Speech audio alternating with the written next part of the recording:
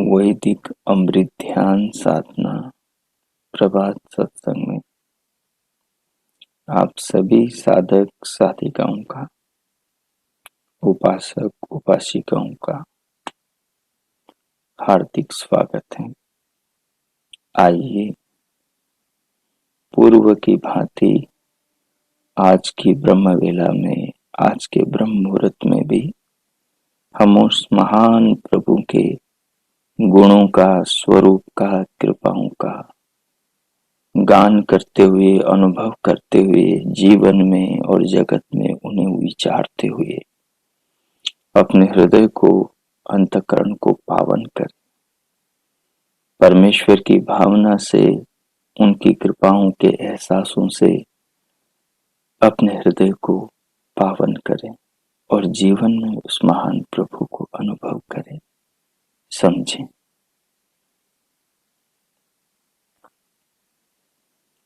सर्वप्रथम अपने शरीर को अनुभव करें। संपूर्ण शरीर को अनुभव करें।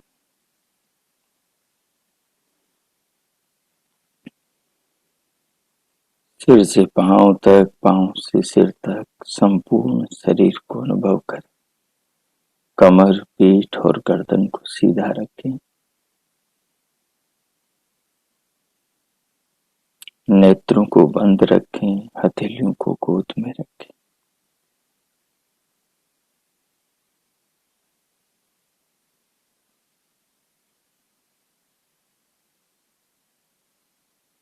तदुपरांत अपने शरीर के भीतर की धड़कन को सुने।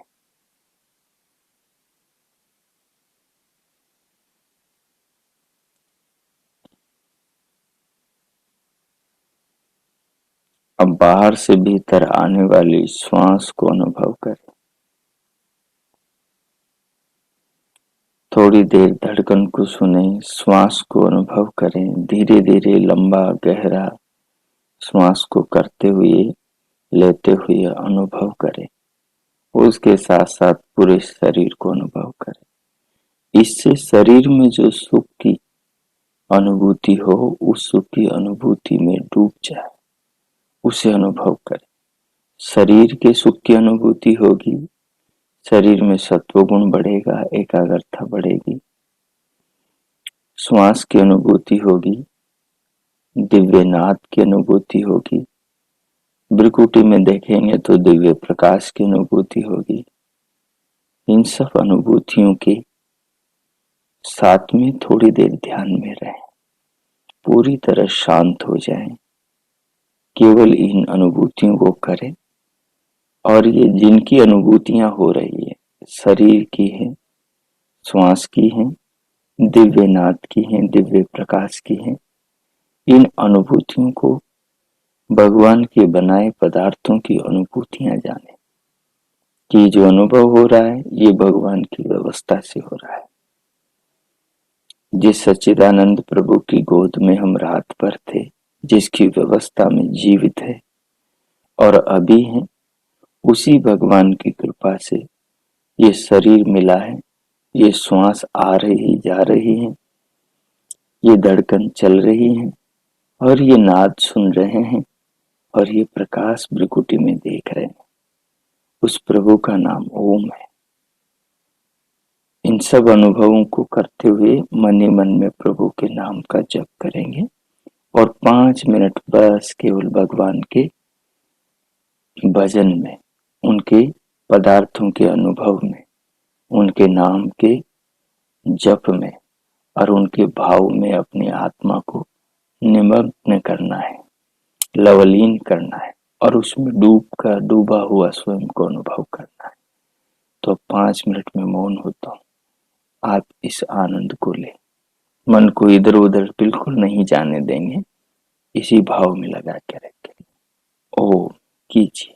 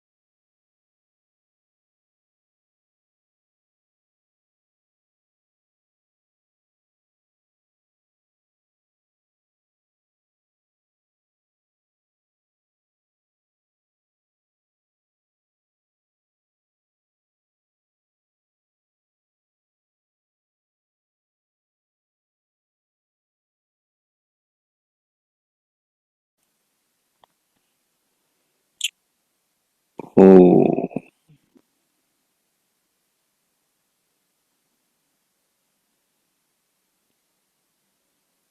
हो। इस प्रकार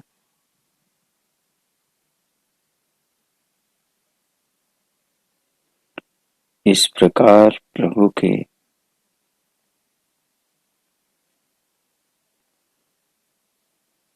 गुणों का, प्रभु की कृपा का, उनके दिए जीवन का,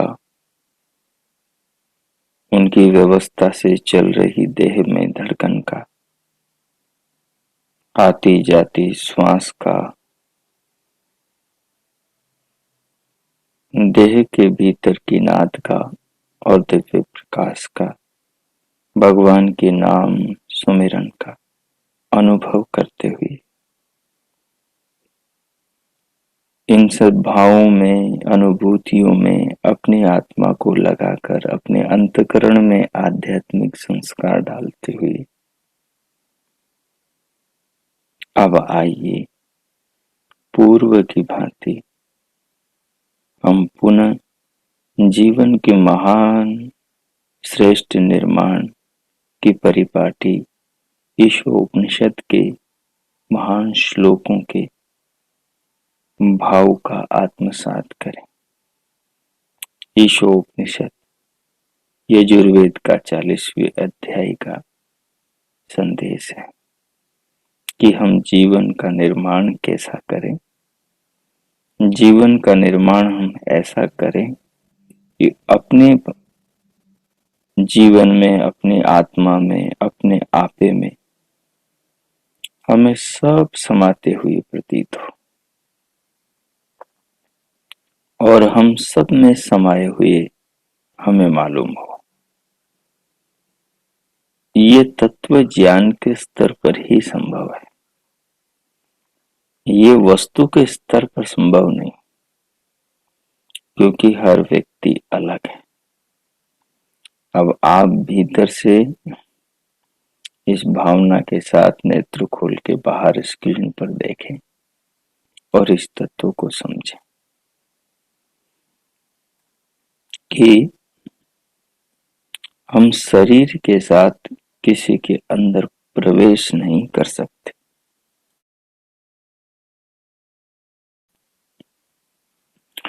नहीं शरीरों के साथ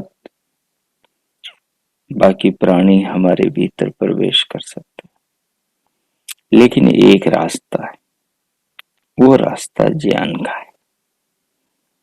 ज्ञान के द्वारा हम सब में स्वयं को और सबको स्वयं में देख सकते हैं। ये एक बड़ी अध्यात्म विद्या है, एक ऊंचा चिंतन, ऊंचा दर्शन है, क्योंकि हम सबके शरीर एक प्रकृति से, एक संसार पंचभूतों से बने हैं। बनाने वाला एक है। इन शरीरों को जिस व्यवस्था, नियमों से, खाद्य पेय पदार्थों से पालता है, वो सब खाद्य पेय पदार्थ, वो व्यवस्था भी हम सब के लिए एक है। बनाने वाला एक है।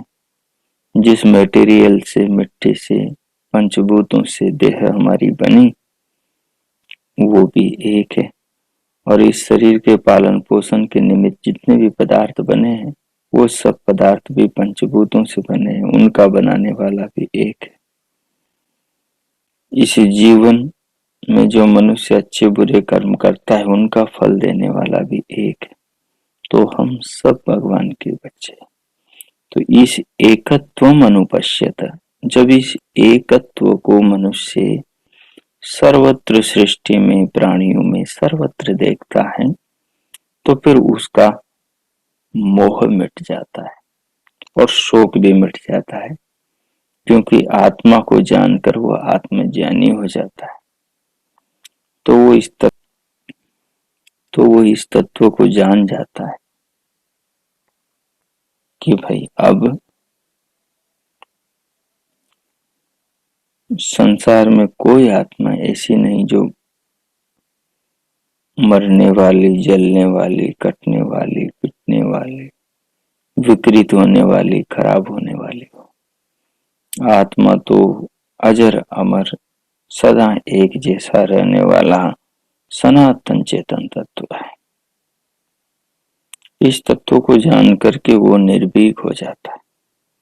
इस तत्व को जान करके वो शरीर में रहते हुए शरीर से ऊपर उठ जाता है ज्ञान के तल पर, और जीवन को बड़े ऊंचे तरीके से शुद्ध रीति से जीता है।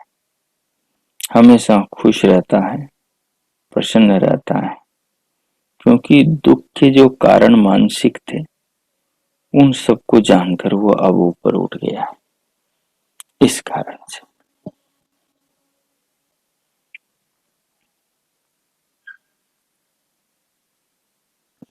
देखिए, अब आगे का पाठ देखते हैं हम। यहाँ तक हमने पीछे विचार किया कि एकत्व देखने वाले को फिर मोह और शोक नहीं होता। ऊपर से चौथे पैरे में देखिए, मनुष्य किसी से घृणा तभी करता है जब उसे पराया समझता है, अपने से अलग मानता है।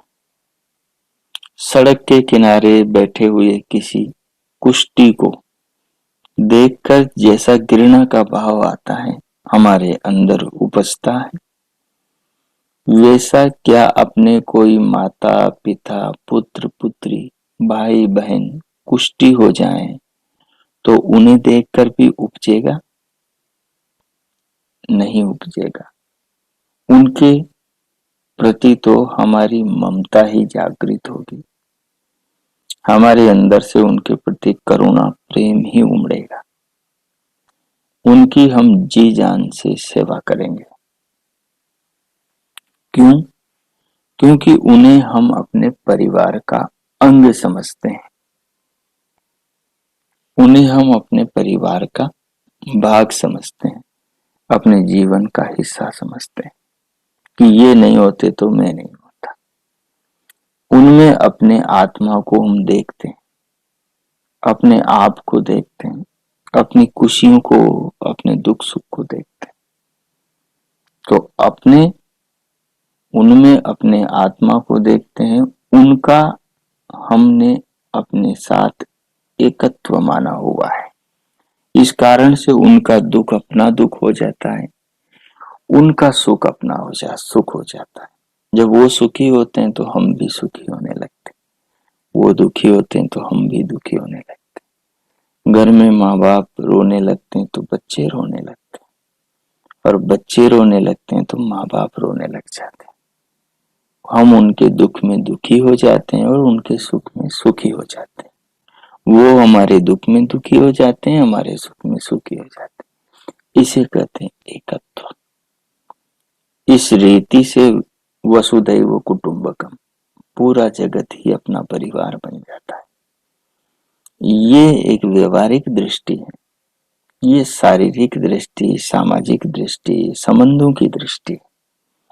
लेकिन इस संबंधों की दृष्टि के पीछे ऊपर वाली जो बात थी, आत्मा वाली, वो तत्व ज्ञान की दृष्टि, जो आदमी दोनों दृष्टियों को लेकर चलता है, बाहर की दृष्टि को और भीतर की दृष्टि को, आत्मिक दृष्टि को और शारीरिक पांच भौतिक शरीरों की जो संबंधों वाली सृष्टि है, उस सृष्टि में भी जो एकत्व की दृष्टि रखता है, और जो आत्मचिंतन से सबके भिन्न भिन्न होने पर भी जो स्वरूप से एक जैसे होने की ज्ञानात्मक दृष्टि रखता है, वो फिर शोक से बच जाता है, वो मोह से मुक्त हो जाता है।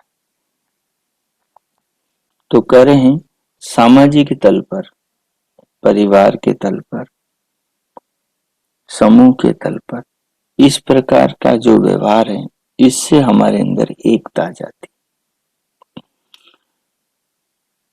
कोई व्यक्ति परिवार से आगे बढ़कर अपने पड़ोसी के एकत्व, अपने पड़ोसी में एकत्व समझने लगता है।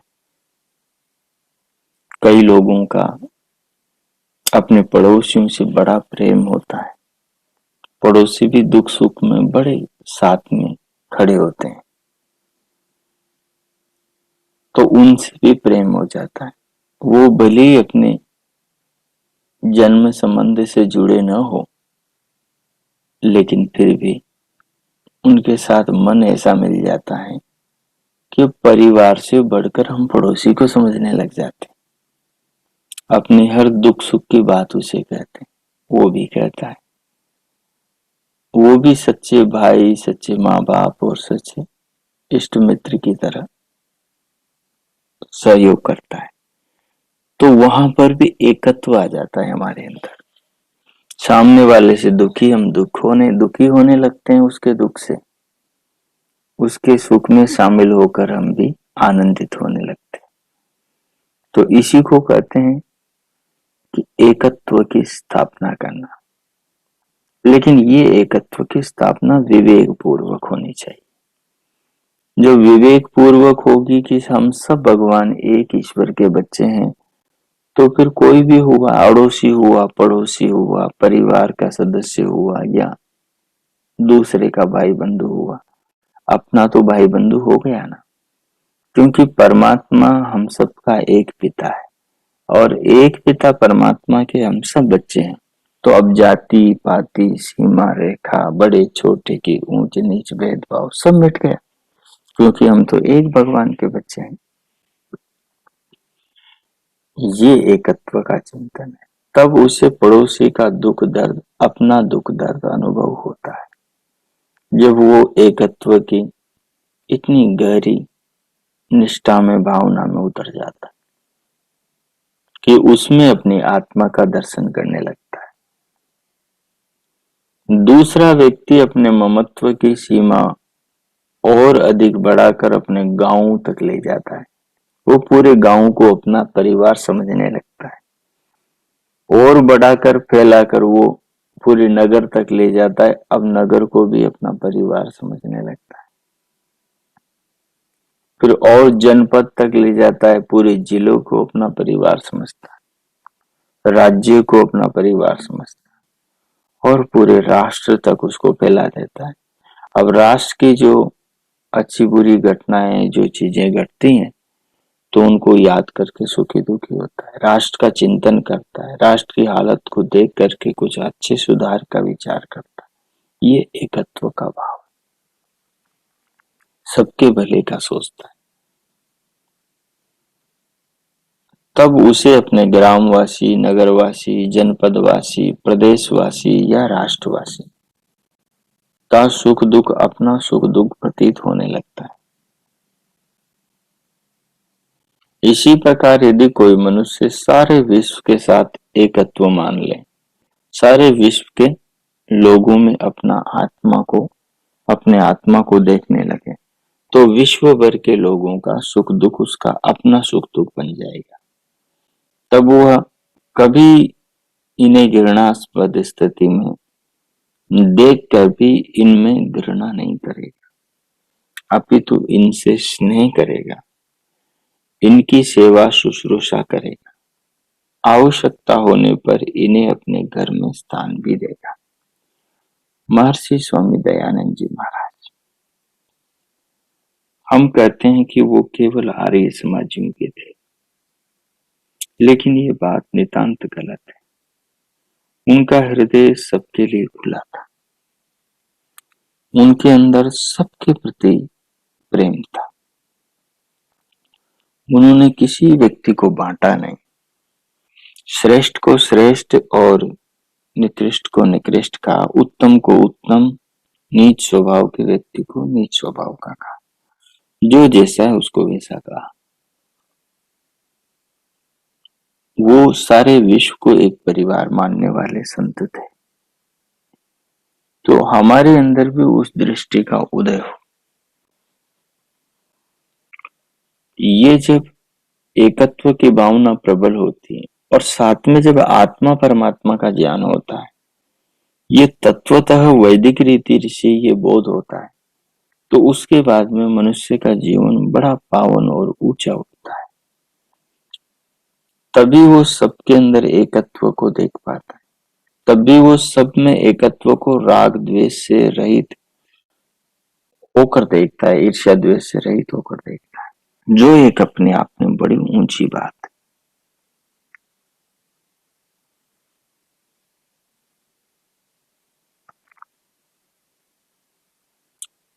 अपने आत्मा के एकत्व की सीमा को हम जितना बढ़ाते हैं, जितना बढ़ाते चलें, उतना ही हमारे ममत्व का विस्तार होता जाएगा। हम और अधिक आगे बढ़े तो प्रत्येक प्राणी में अपने आत्मा को देख सकते, तब प्रत्येक प्राणी का, पशु पक्षियों का, कृमि कीट पतंगों का, शेर चीते भेड़ियों का, सांप बिच्छुओं का कष्ट भी अपना कष्ट बन जाएगा। हम सब किसी भी प्राणी को घृणा की अवस्था में देखकर भी उसमें घृणा नहीं करेंगे, अपितु उसे पालेंगे, पोसेंगे, उसकी परिचर्या सेवा करेंगे। इसलिए उपनिषद के मूल सूत्र हमें पकड़ा दिया है, इसलिए उपनिषद ने मूल सूत्र में पकड़ा दिया है कि सबको अपना आत्मा के रूप में देखो, सबको अपने आत्मा के रूप में देखो, अंदर देखो और सबके अंदर अपने आत्मा को देखो। इस प्रकार एकत्व का भाव अपने जीवन में लाओ। गुरु फिर कहते हैं शिष्यों से कि हे शिष्यों, शायद तुम पूछोगे कि यह दूहरी बात क्यों कही गई है कि सबको अपने आत्मा में देखना और अपने आत्मा को सब में देखना, इन दोनों में क्या अंतर है? हाँ, यह साबिप्राय कहा गया है, मतलब ये अंतर प्रयोजन पूर्वक है। जब हम कहते हैं कि सबको अपने आत्मा के अंदर देखो, तब अपना आत्मा सबका आधार होता है, क्योंकि सबको अपने अंदर देखना है तो अपना आत्मा तब आधार हो गया। लेकिन सबको देखने के लिए अपनी आत्मा का, अपने शरीर का ज्ञान होना चाहिए। यदि अपने आत्मा का ठीक ज्ञान होगा तो फिर हम दूसरे के आत्माओं का भी ठीक मूल्यांकन करके ही उन्हें अपने में समाहित करेंगे ज्ञान पूर्वक।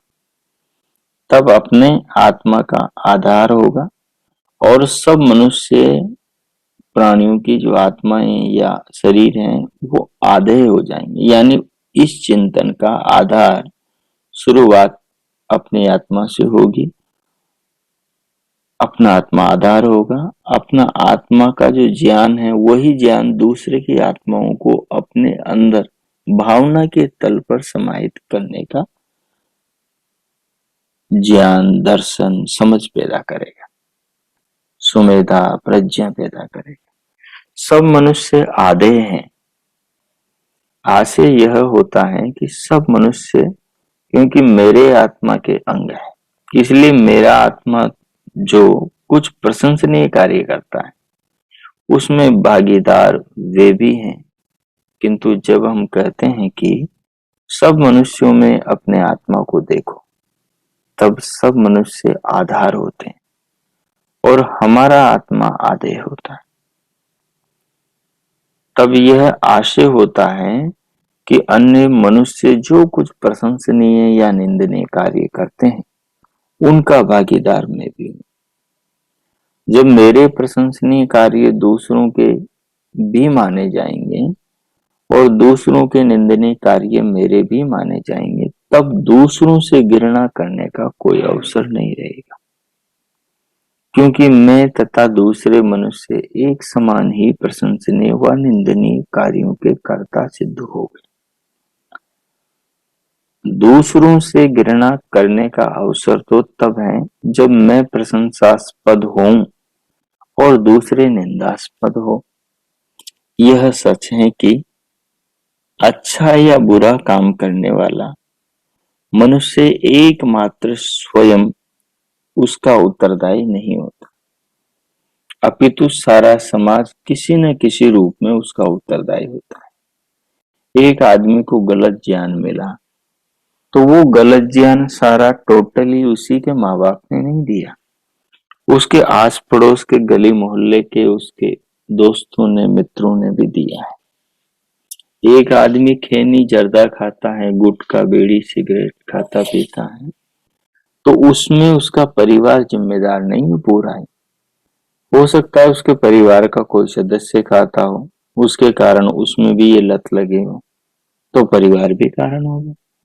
लेकिन कई जगह देखते हैं परिवार में कोई नहीं खाता लेकिन बच्चा खा रहा है, इसका मतलब है ये बीमारी वो पड़ोस से लाया है, मित्रों से लाया है, मित्रों से लाया। अब ये आदमी में बीमारी आ गई है, ये व्यसन का रोग आ गया है, अब ये रोगी हो गया है तो ये अछूत की बीमारी की तरफ फैलता है, छूत की बीमारी की तरफ।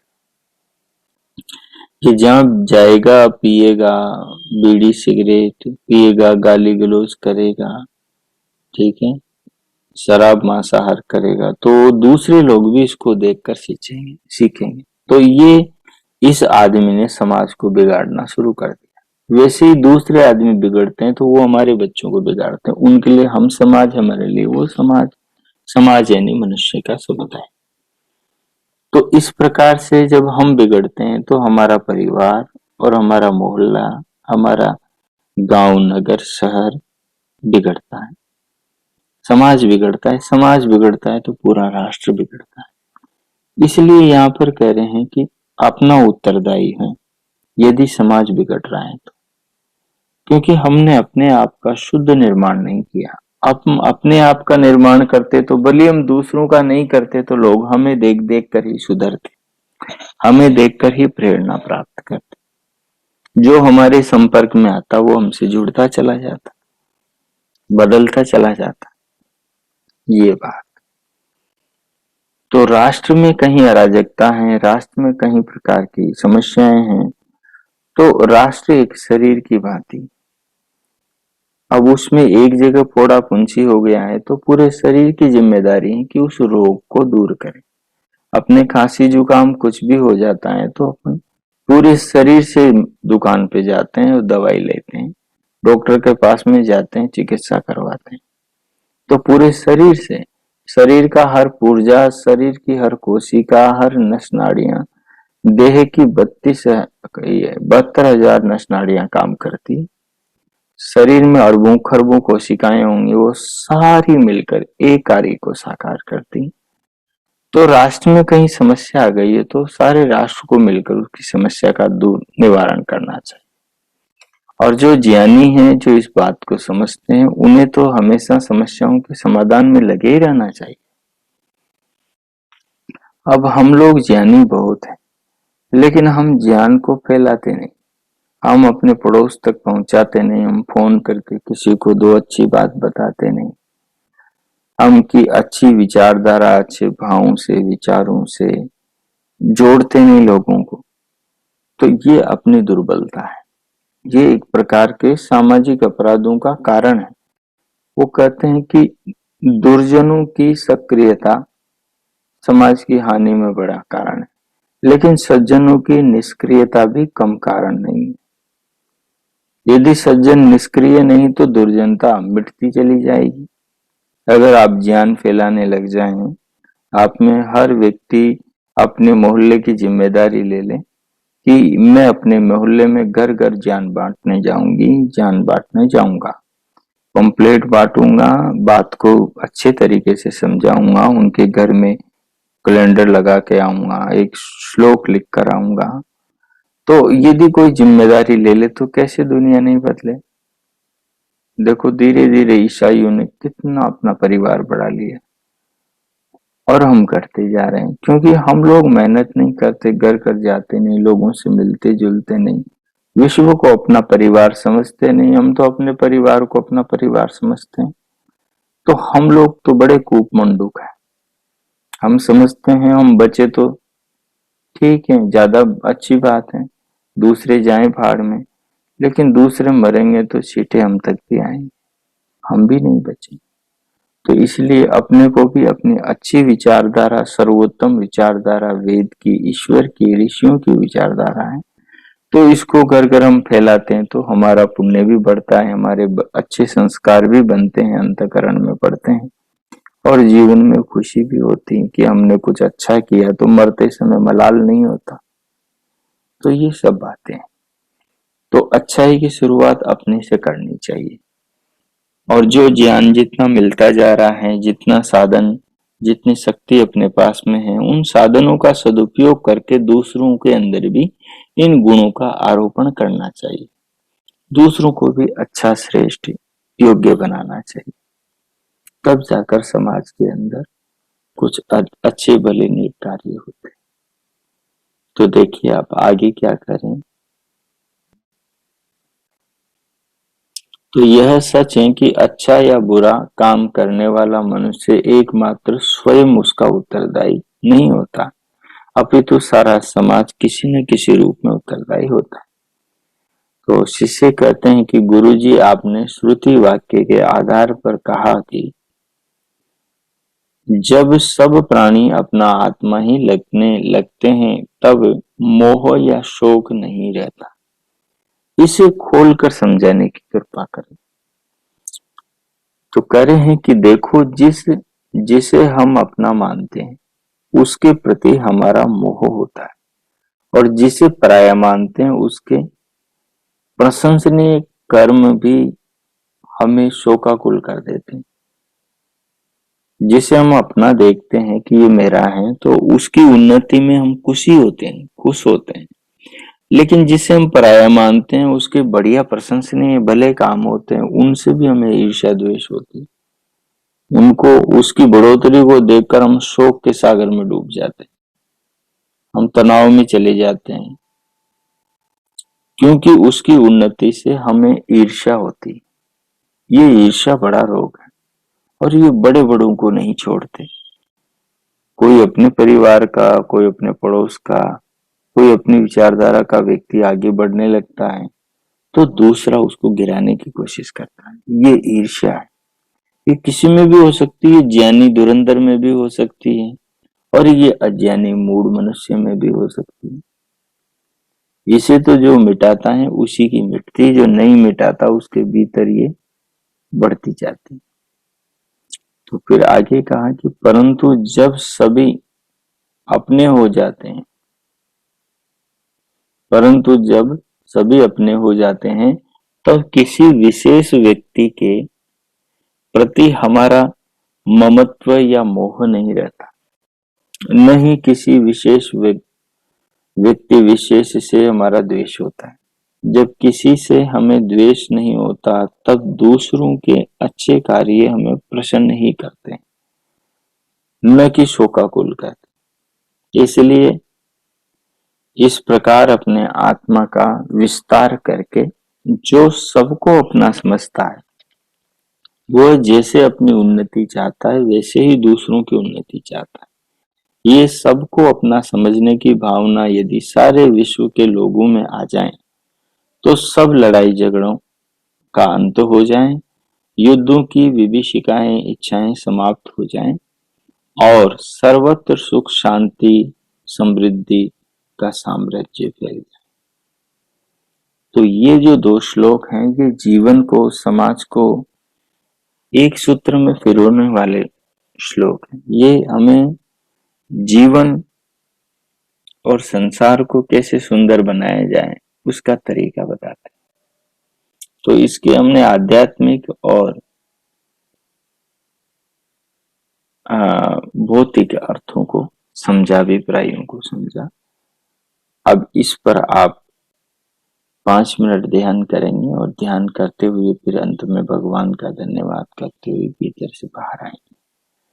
5 मिनट के लिए शांत हो जाएं और इस भाव में डूब जाएं कि हमें समाज में कैसे जीना है, कैसे रहना चाहिए। और ये जो ज्ञान अभी हमने पढ़ा, इस ज्ञान को हमें व्यवहार में, जीवन में उतारना है और दूसरों को बताने का भी प्रयास करना है। ज्ञान को बांटते रहना है, अच्छी चीजों को बांटते रहना है। अब मैं मौन होता हूँ, 5 मिनट आप ध्यान करें। ओ कीजिए। भगवान का गुणगान और उनका धन्यवाद कीजिए और जीवन को इस तरीके से जीने के लिए थोड़ा ध्यान में चिंतन कीजिए। ओ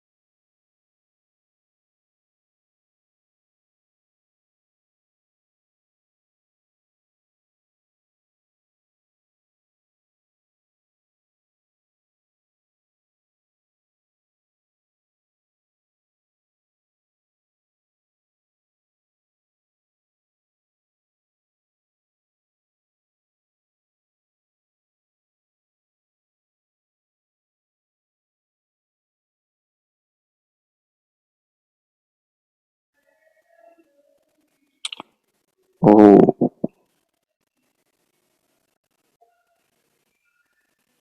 ओ, इस प्रकार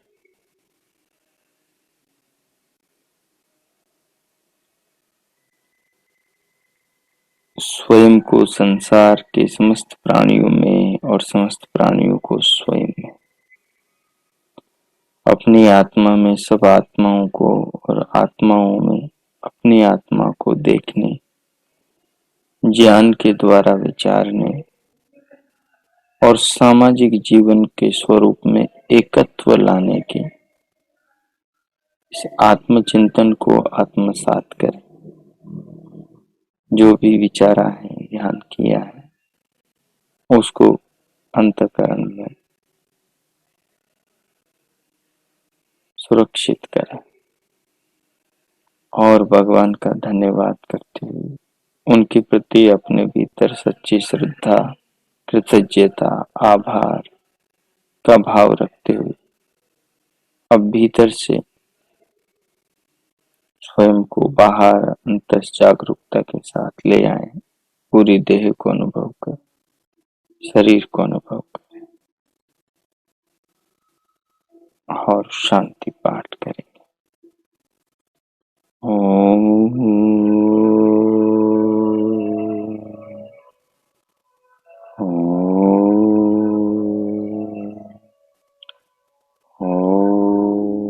शांति शांति शांति। ओम। आपका आज का सबका दिन शुभ हो, मंगलमय हो। भगवान से सबके लिए बहुत बहुत मंगल कामना और शुभकामनाएं।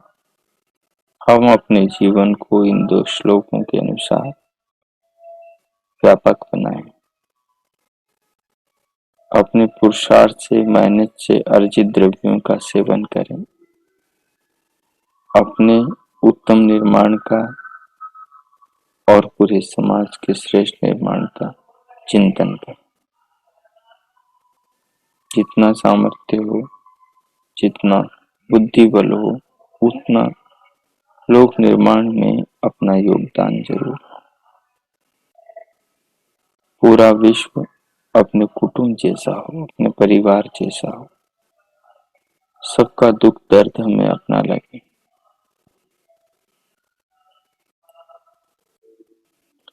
ये वेद की, ये ईश्वर की चिंतना है।